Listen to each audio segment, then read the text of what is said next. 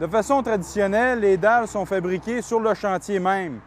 Les dalles préfabriquées, tant qu'à elles, sont fabriquées dans un autre endroit, dans une autre usine, et acheminées sur le chantier pour l'installation par après. Le concept est un concept américain, ça vient des États-Unis. Il s'agit d'une première au Québec, puisque peut-être même au Canada. En Ontario, il s'en est écoulé peut-être une dizaine de cette façon-là. Au Québec, ici, on en a 97 en direction sud sur l'autoroute 13 et 96 en direction nord. Le principal avantage de ces dalles-là, c'est de maintenir le trafic sur le réseau,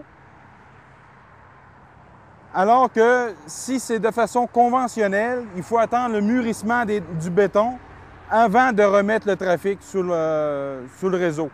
Ce qui fait qu'on a du temps d'attente de moins à faire subir à nos usagers. La technique de la pose. Ici, sur le chantier de l'autoroute 13, la technique est fort simple parce qu'on en a plusieurs unités à faire ensemble, une après l'autre. C'est un ensemble. C'est un concept beaucoup plus pour la réparation des dalles plutôt qu'à de la construction neuve. Pour les changer, c'est relativement facile. Il s'agit de couper l'unité qui est déficiente, brisée. On l'enlève, on fait un nivellement à l'aide d'une machine un peu spéciale.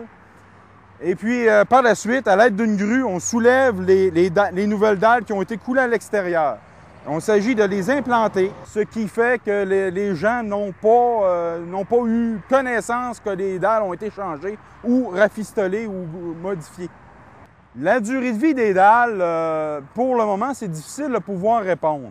On peut présumer que la durée de vie est similaire avec une dalle qu'on coule actuellement. C'est juste que c'est le même béton, c'est presque la même façon de le faire. Le seul avantage, c'est que comme il est fabriqué en usine, bien, on n'a plus les éléments de la nature, la pluie, la neige même, pour la réalisation de ces dalles-là.